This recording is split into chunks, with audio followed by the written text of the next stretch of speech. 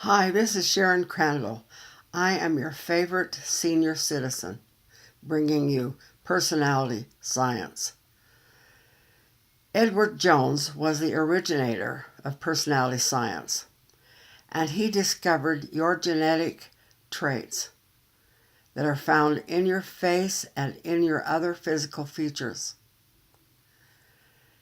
So there are over 50 traits that you were born with. This means you can find out all about your traits and the traits of others by looking at their nose, lips, chin, eyes, eyebrows, forehead, and also traits in the head and ears and everything.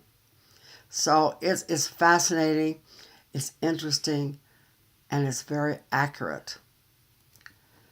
So what we're going to talk about today is the second part of if it's a lie and if you have to prove it.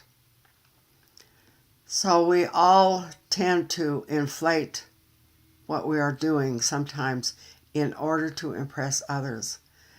But what we want to do is not have to do that, not to feel like we need to do that. And we really don't. If we understand ourselves and we're happy with ourselves and our traits, we don't have to put on a big show for other people. But our ego does play into that. And so Dr. Jones felt he discovered actually two traits that have to do with ego. And we learned the first one in the last video.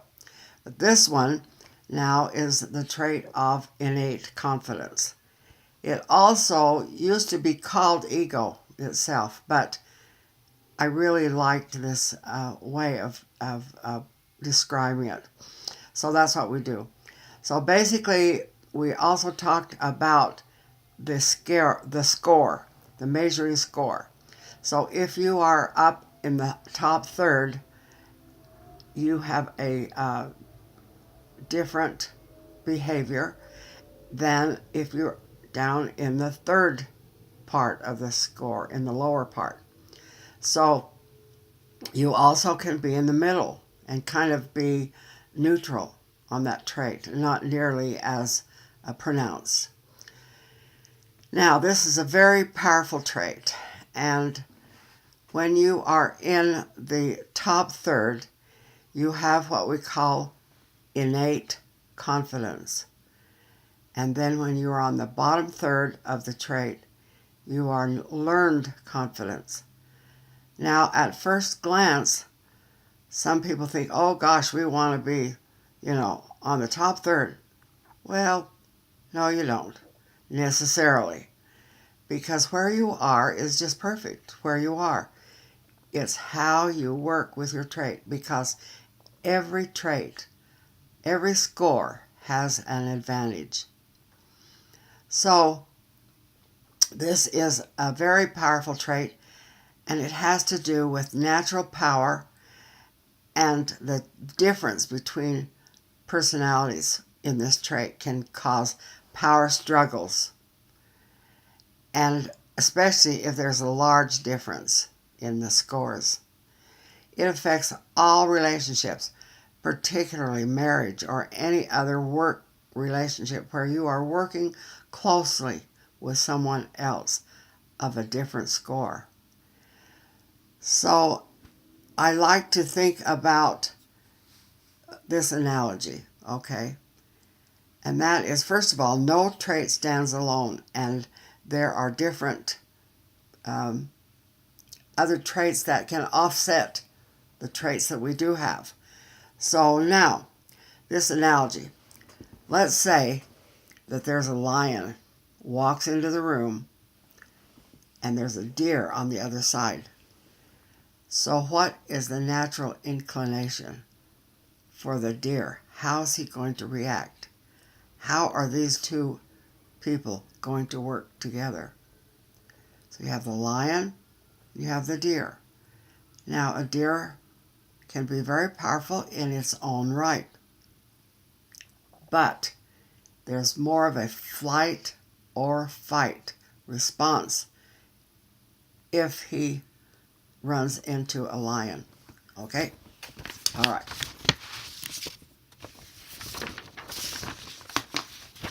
Page 2. The lion has a natural power or authority. And this power, they feel like they're responsible to do things. They can feel quite lonely.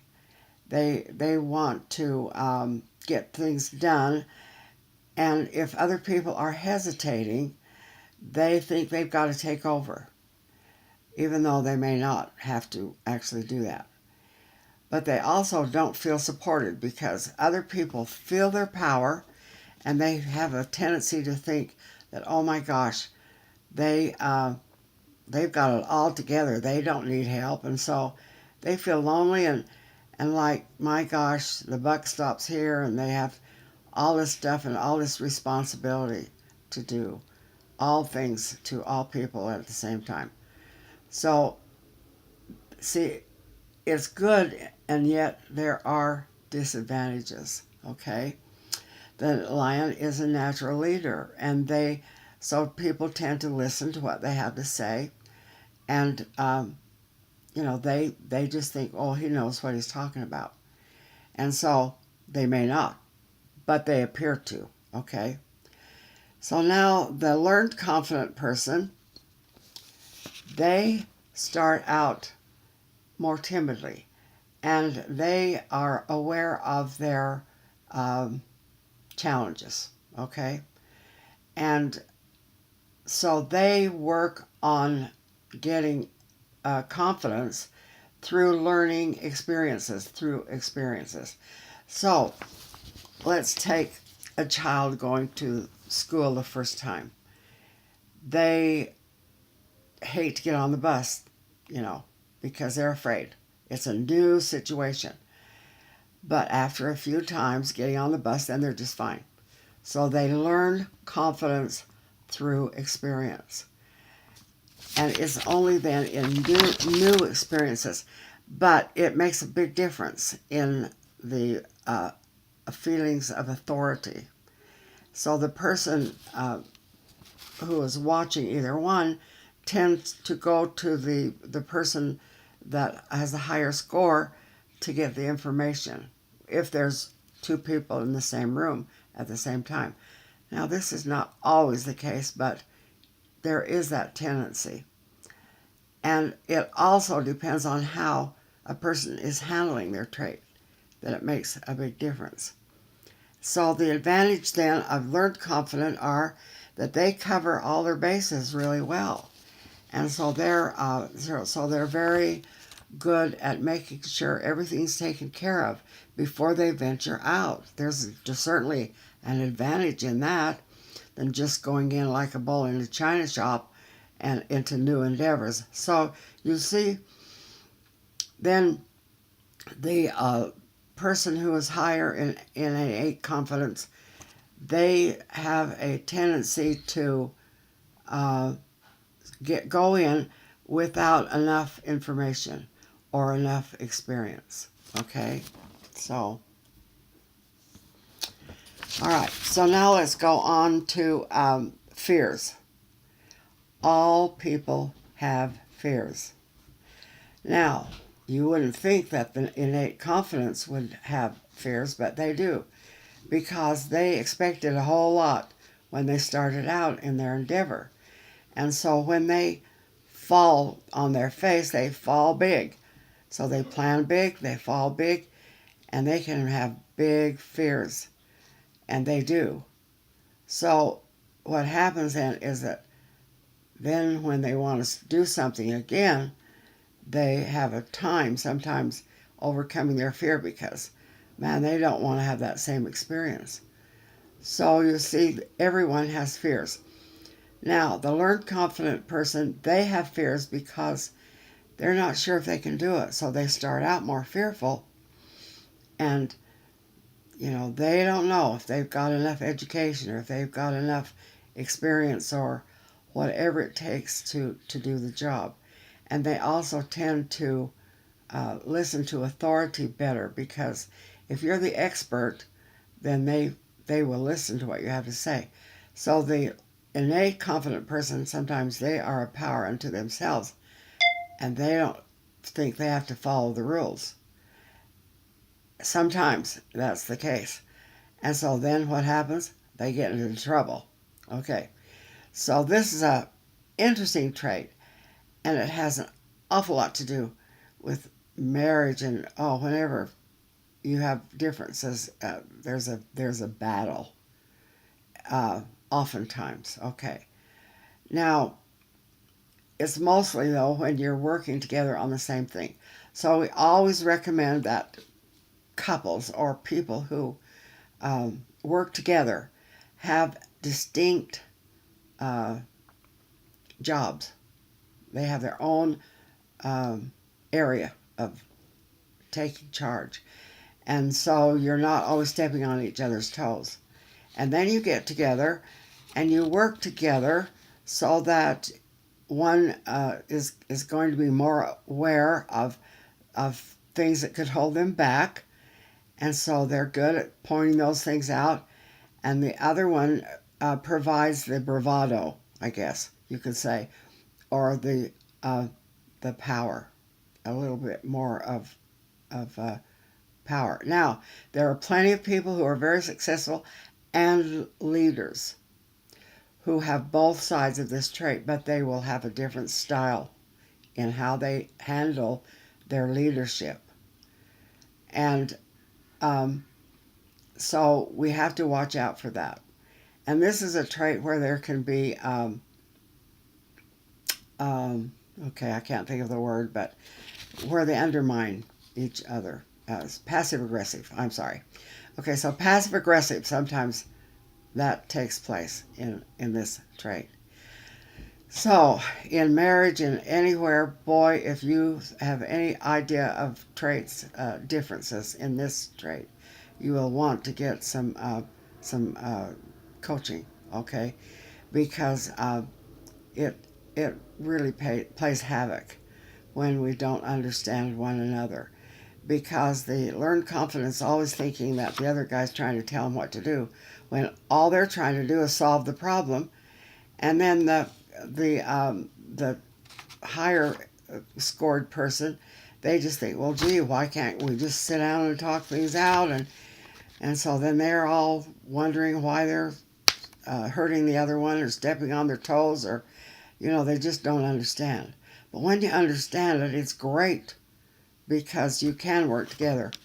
But it is difficult. And so I wouldn't choose a marriage with the two, but if you do have it and you understand it, I've seen couples that work together very, very well. And they just understand it, and they joke about it with each other, and they're fine. They're good. So now, I'm very grateful for your watching me. And this trait of ego can really make you vulnerable to other people's view of you and all your interactions. And so it's very important that you learn about this trait.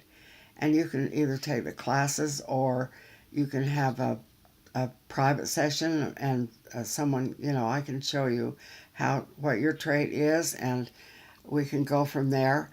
And the main thing is that we learn how to celebrate each other's scores on all of our traits, and just love one another and accept each other and understand each other and learn how to work together according to our traits.